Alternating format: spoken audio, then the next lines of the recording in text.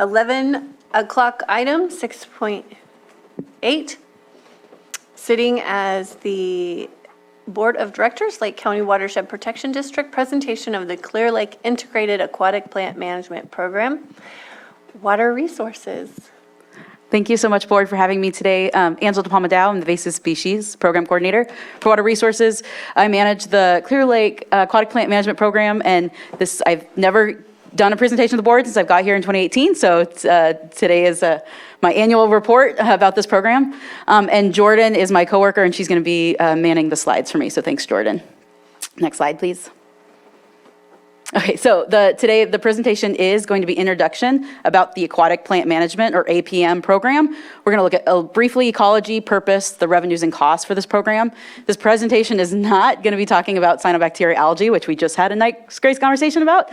And to remind you guys and the public, we did present about the cyanobacteria in July 2021 with public health and the tribes that do the monitoring, and we also provided an update in April 2022.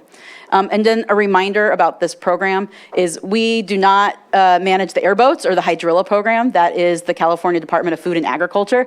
So if you see those airboats out there, that's not county, that's actually the state, but we do have a fact sheet on our website if you have questions about hydrilla, and we also have some in the board chambers today.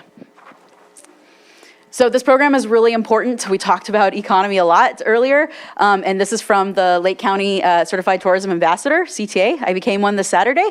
So there's 3.7 million tax receipts that provide over 1,700 jobs to the county, and there's a strong reliance on lake use and lake views. So if you look at all the marketing, what's common? There's lake views, lake use, and all of the economic marketing that we have in our county. Next slide. And the county relies specifically on 1.3 million for fishing dollars alone. However, aquatic plant habitat is important for fishing habitat and fish habitat. Nobody can boat or fish in conditions like this. So this program is important so we can manage these kinds of conditions. Next slide. And also, this is the #1 topic people call and talk to me about. And I'm glad I included the cyanobacteria in here so you guys can see. People call me, whether they live here or they're visiting, they're looking for a rental or coming up to purchase a property. They call and they ask me questions about the aquatic plants, #1, and cyanobacteria and quagga mussels are #2. And so last year, it was about 22% of my calls were based for aquatic plants. So the purpose of this program is to comply with our ordinance. So Chapter 26 of the ordinance to ensure that aquatic weeds don't interfere with prevent commerce navigation, fishery recreation. So it's basically so we can safely manage the lake, provide access for residents against nuisance and invasive plants. We also know that aquatic plants can have damage to infrastructure, particularly drinking water systems. They can clog the intakes. Any of the channels and coves, if they get clogged up with aquatic plants, can be navigation hazards. So the way that we do that is we have county-sponsored treatments, and thank you guys for approving the contract today with Clean Lakes. And so we target high-use recreation areas during June and August. We also issue private permits for herbicide or manual removal at private properties along the lake, and these can occur anywhere between May and November. So in order for us to manage, we have to understand the ecology of aquatic plants. Aquatic plants, a diverse community like this provides a valuable service to the lake, particularly, next slide. They provide shoreline stabilization. So a nice rich plant bed prevents erosion, stabilizes that shorelines, prevent property loss. They're really good at cycling nutrients, so they actually compete with algae and cyanobacteria by taking in phosphorus and other nutrients. And they do photosynthesize. They produce oxygen, which is important because we all breathe oxygen, and also in the water for fish and other habitat needs for insects and wildlife within our lake.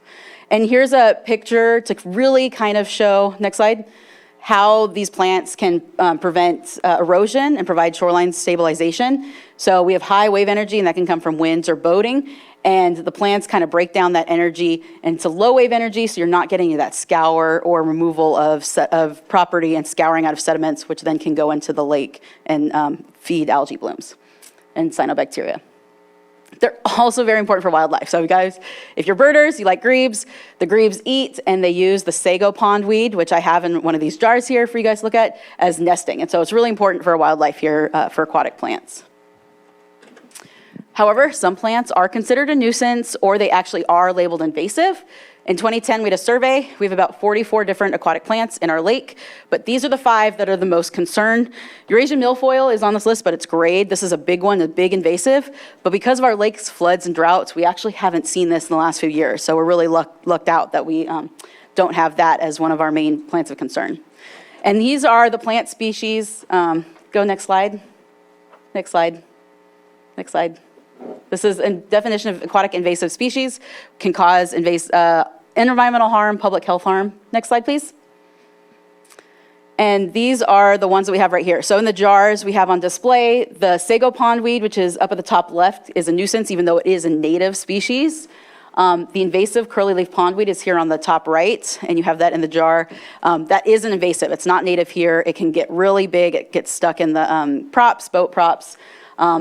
Then we have Azolla. So this one floats on the surface. It's very small. It is native, but it gets really thick and kind of makes it look like it's solid ground. And then we, of course, have the invasive creeping water primrose. So creeping water primrose is a health hazard. You guys can see how thick it gets. It actually harbors West Nile virus mosquitoes, and we've worked with vector control, and they've identified that there's more West Nile mosquitoes coming from areas with heavy creeping water primrose than areas where there's not. So how do they spread? Fragments. They can reproduce by seed, but very, very rarely. In fact, they like to use the fragment. So that jar that's going around with the green lid is about a 2 to 3 inch fragment in there. And so a 2-inch, 3-inch fragment can grow up to 4 inches a day. So if you look at this picture here on the right, imagine a boat driving through there and cutting up and making about 2,000 fragments. And then each of those 2,000 fragments can grow up to 4 inches a day. And then you have more boats going through there. You can imagine how quickly we can see aquatic plant populations can just skyrocket.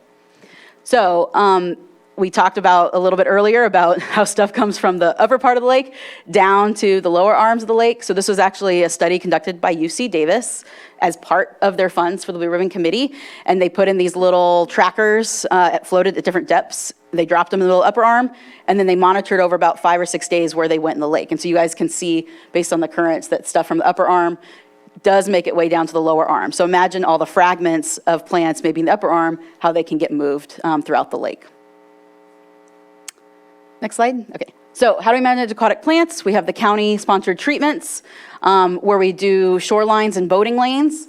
We also have the private permits, so they can hire a contractor. They can remove plants by hand out there with just pulling the plants.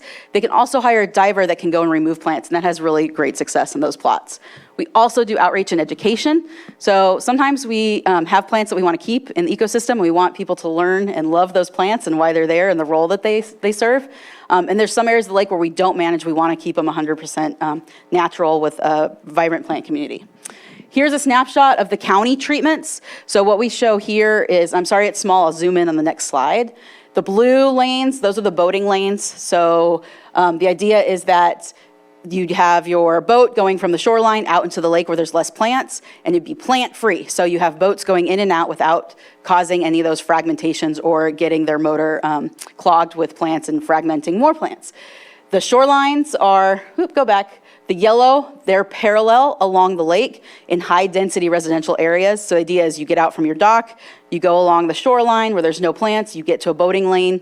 We have buoys, red and green buoys marking those boating lanes, and then boats can get out on the boating lane out to the big lake. And you have less plant growth in those areas, so you're less likely to fragment those boats, and you're less likely to get stopped. Then we have high recreation areas, so beaches, parks, where people are interacting, putting in canoes, swimming, where we want those areas to be clear of aquatic plants. But a large portion of the lake still has these aquatic plant communities. Next slide. So this is a close-up of these county treatments and kind of what they look like. And they target the high-traffic boat areas. They are paid with mostly geothermal royalties every year on an average between $150 to $250, so they're very expensive. We actually don't have these funds. A myth is people call me like, where are my tax dollars going? We don't actually spend tax dollars on that. We spend the geothermal royalties. And this year we contracted Clean Lakes, and we've used Clean Lakes for the past roughly like 8 or 9 years. And this is the boat doing the treatment, and what you notice is they have these lines. So they're actually directing the herbicide right on the plant, and it's a targeted rate, and sometimes they even climate control these, right? So it's at a temperature so it won't move away from where the plant beds are. And they also have like a really sophisticated fish finder that can get the size of the plant bed so they can calculate the exact amount of rate to go right where the plants are. So they're using the least amount of herbicide to get maximum effectiveness, and this company does a really good job at that. So we reduce plant spread. Of course, we want to limit fragmentation. So we do that, of course, by preventing our boat motor and plant interactions. Here's an example of what that might look like if you've ever been on your boat and get clogged. We also restrict the use of cutters and harvesters. So up here on the top right is an example of a cutter. So you can buy them online, and they have a little blade, and you throw them in the water, and it basically like mows the aquatic plants. And then this is a harvester, and this is indiscriminate. So it just goes along, it takes the bad plants, it takes the good plants, it takes the baby fish, it takes the insects, it just takes them all. So we don't allow any of these on the lake because they'll cause fragmentation, but also they'll target beneficial species and plants that we like and wildlife that we like. Here's an example of private treatments. Now I have 2019 on here and 2020 because the drought years were kind of weird and we didn't see a lot of plant permits come in. So you can kind of get an idea of where these permits, these private permits, are issued for both the private herbicide license applications and the manual pulling. And this is our permit. Click, click, click. And the license applicators will fill out the species and the type of herbicide they're using.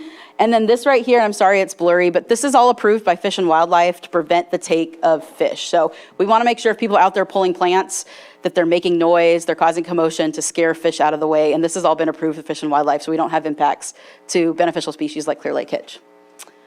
And this is an example, or this is a graphic of average from 2018 to 2020. So you can see the sago pondweed, curlyleaf pondweed for both the private permits that are submitted and the county treatments.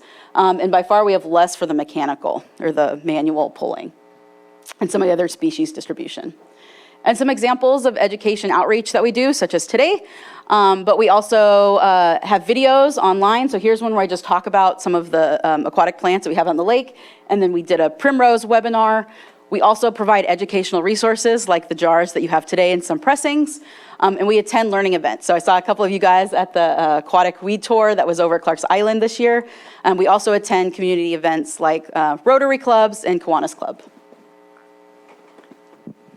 And then this is our website, brand new website. So on this website, you'll have information about the Aquatic Plant Program, also the maps, the treatment maps we have on there, and the reports. Click, click. So these, all the reports, everything we do every year is captured in there in report, and then also the management maps that we have. And then also this presentation and the video for this will be on our website too, right here under reports and data. This will be right there.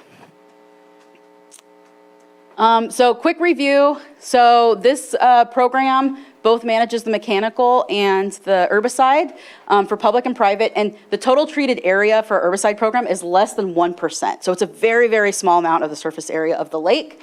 And we get permit fees from these permits. They're goes towards sustaining the program, staff time, data tracking. We want to make sure we know, oh, was that a permitted activity or is that an illegal herbicide use? We also have permits we have to pay, and then we also have to do water quality monitoring to make sure we have quality control and the herbicide that's being used is appropriate and not in excess. And here's an example of an azolla treatment. This is over in, I believe, Reeves Lane. So you can see the azolla before. It's pretty unsafe. You don't really know where the depth is. You don't know if you're going to hit anything with your boat. Don't really want to go swimming in that. And actually a dog tried to run on it, thought it was solid, and run off the dock and actually fell in the water. And you can see after the treatment, there's still some azolla there, there's still some aquatic plants, but a lot more sunlight, a lot more safe use of the channel. And without this program, it would literally be the Wild Wild West. That's what it was before we had the program. We'd have no oversight about what's going on in the lake, where treatments are occurring or what people are doing. We also wouldn't have data tracking. So we wouldn't know if there was an issue, that looked like a discharge or a spill. We wouldn't know, is that because somebody put stuff in the water? It would be very hard for us to investigate and not have any data to go by. The adverse impacts, so there could be fish kills from inappropriate treatments, also use of non-target products, so people would put whatever they wanted in the lake, or different rates, or put products in the time of year where it wouldn't be useful and it'd have adverse effects. This is a drinking water lake, so we have strict rules about where we apply treatments so they don't impact the drinking water purveyors. I send out a notice whenever there's a treatment to all the drinking water purveyors so they know, oh, this is what's going on. They can test at their own water and make sure they're not taking in any of the herbicide. Also, any discharges into public waterways is a Clean Water Act violation. So we go through the Clean Water Act process and permitting, so individual property owners don't have to do that because it's onerous. For them, it would also be a state lands violation. So we manage the lake on behalf of the State Lands Commission, and we have to make sure that it's safe for future generations, and that's part of what this program does. And then lastly, the treatments would not be effective because people wouldn't apply them in the right way at the right time, and so they'd be putting a lot of stuff in the lake and not having the positive output that they would like. So a brief snapshot of the costs and revenue. So a lot of the cost for this program goes into labor, staff time. Water quality testing is very, very expensive. So each time we take a water quality sample, depending on the pesticide, it could cost between $500 and $4,000. And we have a discharge permit through the state. And this is a snapshot. We spend about $28,000. Permit fees, we get in about $18,000. So there's a little discrepancy there. And then this doesn't include the geothermal royalties because those go straight towards the county treatments in and out, straight pass through for that. So I have 2 slides for myth busting, or 2 myths to bust. So false, our treatments lead to decreased fishing. I get this all the time. Oh, you guys did a treatment and now there's no fishing in that area. Fact, since 2017, there's been no herbicide-induced fish kills, and that source is from Fish and Wildlife. Also, Clear Lake in 2020 was rated the #1 bass fishing lake of the decade, and all of that decade coincided with doing county herbicide treatment. So not impacting fishing in any way. We also have some state requirements and local requirements on our permit. So on this side of the back of the permit for herbicides, they can't apply any herbicides when dissolved oxygen is too low or the temperature is too high. And then also, again, we make sure property owners are aware of the Clear Lake hitch and don't have any Clear Lake hitch if they're doing some manual removal. And they have to initial all those in the permit process. The second myth that we get a lot is aquatic herbicides are poison. You guys are putting poison into the lake. The fact, California has some of the strictest herbicide laws in the whole country. And I've worked in 4 states in aquatic plant programs. California by law has the most strict. So anything that gets put into water here in California is very regulated, and they're basically versions of types of salts. We're only really allowed to use 6 aquatic herbicides, and only 4 of them work very well. Glyphosate, which is the product in Roundup, is on that list, but it's not that effective for aquatic plants, so it's really not used. I think I've issued a permit for it once or twice in the last 5 years. And we also have to do water quality monitoring after treatments, and the water quality has not revealed any exceedances. So the next slide shows a snapshot of, this is from our reports, and then ND is no detect. So we monitor water quality before, during a treatment. So right after they do a treatment, we go and take a scoop of the water, and then a week later to make sure there's no residual treatments. And we've never had a detection, and we've never gone over the trigger. So this is a little detection, but it's a way low amount that hasn't gone over the trigger for the requirements. My last 2 slides, primrose, we get calls about that a lot. This is the primrose. And you can see right now it's popping up in that rosette, and then later in the season it'll have this bright yellow flower. And this is a very unique and problematic species. Next slide. We've have some trial methods. We've done some solarization, captured up here in the top right. We've done some manual removal, working with a lot of partners to try to figure out the best way to manage this species. And that led to some grants we have right now just for primrose. So we currently have a grant through the Department of Pesticide Regulation for about $350,000 to continue managing primrose. We also got some funds from Blue Ribbon Committee, like I mentioned earlier, for continuing that work with primrose, planting native shorelines, tules in place of primrose, so we can restore these native shorelines. And the goal is to kind of get all this information together to create a primrose-specific management plan for Clear Lake. And that's what we'll be working on once we get all these grants spent out. So thank you very much. I will take any questions right now. I hope that answered any questions about the aquatic plant program. And thank you very much. Thank you. Any questions from the board?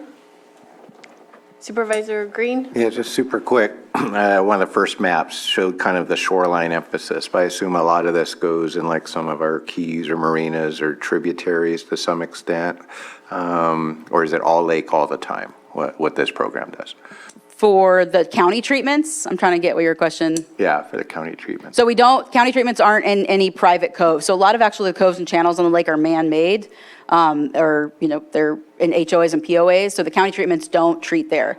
What the county treatments can do is provide a boating lane. So there can be boating lanes, so once you get out of the key, or out of the channel, you can get to the boating lane, so you get out to the main lake without getting through the aquatic plant beds that are along the edge. Did that answer your question? Okay. Okay, anyone else from the board? I will open it up to the public. I don't see anybody in the chambers. Any questions? That's quick enough. No one in the Zoom room?